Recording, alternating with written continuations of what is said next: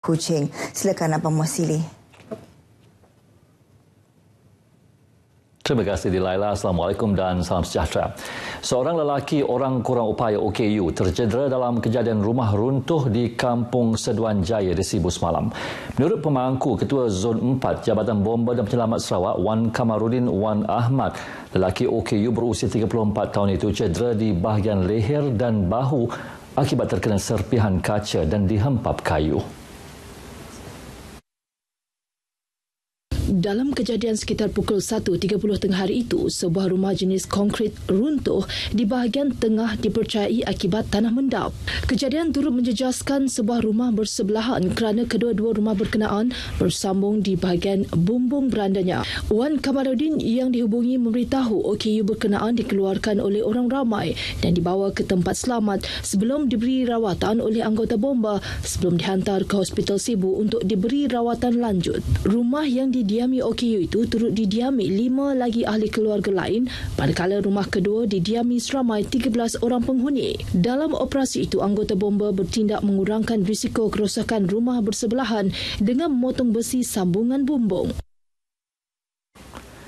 Program bas sekolah ulang-alik bagi pelajar sekolah menengah kebangsaan SMK Baru Miri yang pertama seumpamanya dilaksanakan di negeri ini merupakan satu inisiatif bagi membantu pelajar daripada keluarga berpendapatan rendah.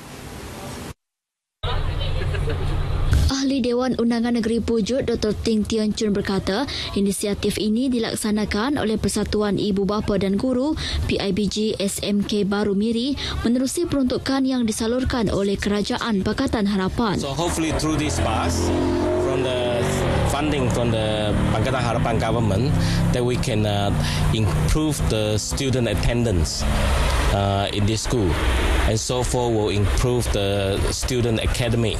Bercakap kepada RTM semasa melancarkan program itu di SMK Baru Miri, katanya kebanyakan pelajar sekolah berkenaan datang daripada keluarga berpendapatan rendah dan berhadapan pelbagai kesukaran termasuk pengangkutan ke sekolah. Sementara itu, Pengetua SMK Baru Miri, Jerah Pandin berkata, program itu satu usaha murni yang amat dinanti-nantikan oleh warga sekolah. Bantuan bas sekolah ini merupakan yang pertama di Sarawak dan kita rasa sekolah kita sangat bertuah.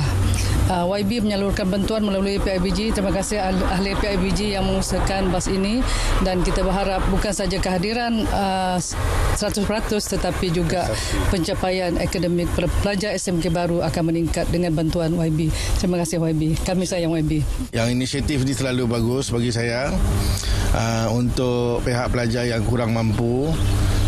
Selama ini yang kita rasa salah satu masalah pelajar untuk datang dengan masa yang masa yang tepat ke sekolah. Dengan ini kita ingin banyak kali berterima kasih sekali lagi dengan YB Dr. Ting dan pihak sekolah. Program perkhidmatan bas sekolah bersubsidi itu menawarkan tambang bas RM30 sebulan melibatkan 60 orang pelajar sebagai permulaan. Pada masa ini, SMK Baru Miri mempunyai 818 pelajar dengan lebih 60% daripadanya adalah daripada keluarga berpendapatan kurang RM3,000 sebulan. Penvaksinan virus anti-rabies di Baut dan Lundu telah disempurnakan bagi fasa pertama program penvaksinan anti-rabies yang dilaksanakan oleh Jabatan Perkhidmatan Veterina Negeri Sarawak JPVS bagi tahun ini. Ketua Penolong Pengarah Bahagian Pengawalan jabatan itu, Dr. Nicholas Janek, memaklumkan program penvaksinan itu merupakan kesinambungan daripada program penvaksinan tahun lepas. We have done it already. So then 2018 we also have done the mass vaccination. Then after that kita buat lagi untuk 2019. Now we want to try to do as many as we can again so that we can have the complete census figures. Beliau berkata pihaknya terus meluaskan lagi program pemvaksinan anjing bagi mengekang penularan wabak anjing gila berikutan populasi anjing sukar diramal.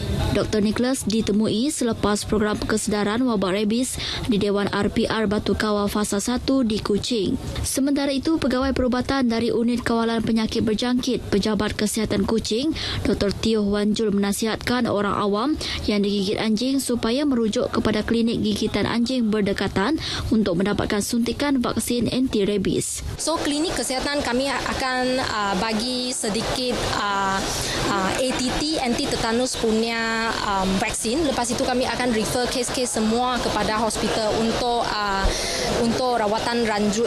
Tetapi kalau seseorang itu ada indikasi untuk vaksin, dia biasanya akan follow up di dog bite klinik untuk jangka masa 7 hari untuk 3 dos vaksin itu. So, public digalakkan jangan tak pergilah.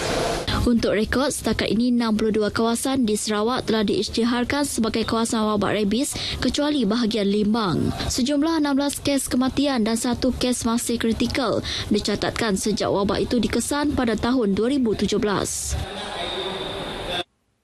Panglima Markas Division Pertama Infanteri Malaysia yang baharu, Major General Datuk Maddin Abu mengadakan kunjungan hormat terhadap Yang di-Pertua Negeri Tun Pehin Sri Abdul Taib Mahmud di Demak Jaya, Kuching semalam. Kunjungan hormat tersebut merupakan kunjungan ulung Major General Dato' Maddin Abu selepas dilantik menjadi Panglima Markas Division Pertama Infanteri Malaysia bagi menggantikan Major General Dato' Toh Chun Siang yang telah bersara. Ditemui RTM selepas kunjungan itu, beliau memberitahu dalam pertemuan 4 mata hampir 1 jam tersebut, Tun Pehin Taib berkongsi pengalaman beliau dalam memajukan dan membangunkan Sarawak. Tambahnya, Yang di-Pertua Negeri turut berterima kasih kepada pihak Angkatan Tentera Malaysia dalam menjaga keselamatan di Sarawak. Selesa, teratur dan moden mungkin antara perkara yang dapat digambarkan oleh murid-murid khususnya luar bandar jika ia melibatkan struktur baharu sekolah. Memiliki kemudahan dan bangunan sekolah sedemikian pastinya memberikan persekitaran pembelajaran yang lebih kondusif, dan ikuti laporan yang disediakan oleh wartawan Firdaus Arasi Idris yang mengupas pelaksanaan projek tanggungjawab sosial korporat Petronas di Sekolah Kebangsaan Orang Kaya Muda Pekeri Paloh di Darul Mukah.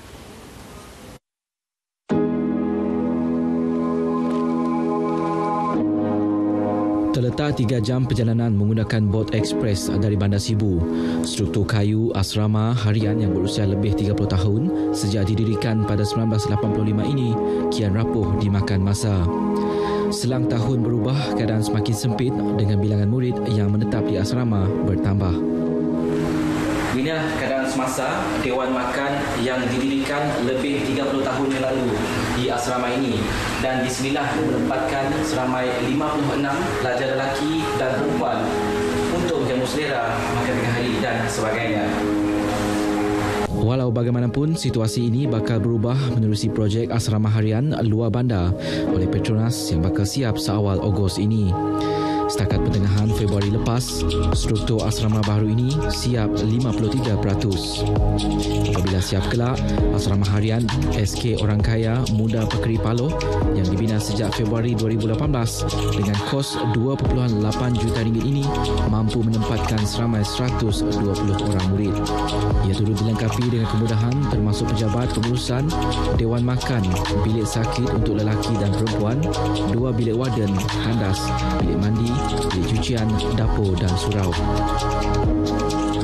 The whole intent of purpose of how Petronas is involved in this project is we are very committed, to invest on human capital, especially in Sarawak. So in this case, we would like to contribute something in a long-term manner. And we work very closely with the state education. Pembinaan asrama baru memberi impaklah kepada pelajar. Sebab keadaan semasa pelajar ini asrama itu agak sesak pada masa sekarang. Jadi dengan pembinaan asrama baru nanti dia memberi keselesaan kepada pelajar-pelajar dia lebih selesa. Sebab buat masa sekarang pelajar-pelajar terpaksa berkongsi dalam dengan adanya kemudahan sama memberi peluang dengan ruang pada pihak murid-murid pula untuk belajar dengan bersungguh. Dia pun kami rasa gembira lah sebab betul lah asrama pertama di Sarawak yang ditaja oleh Petronas. Okey lah, saya rasa seronok juga bersama baru walaupun anak saya dah lepas dari luar dari asrama ni. Anak yang ketiga akan menyusul nanti di asrama. Berapa lama anda menetap di asrama? 56 orang. Semua. Dari umur 6 tahun? Ya. Bagaimana pengalaman sepanjang menetap di asrama? Gembira. Sebelum ni macam mana keadaan kalian? Baik, okey. Okey juga macam ada bergaduh, semua kawan baik-baik. Ikuti siri kedua esok yang merungkai cabaran dalam pelaksanaan projek CSR yang mencabar ini. Setakat ini dahulu berita dari Sarawak untuk N7 pagi ini. Untuk berita seterusnya kembali bersama di Laila di Angkasa Puri. Silakan.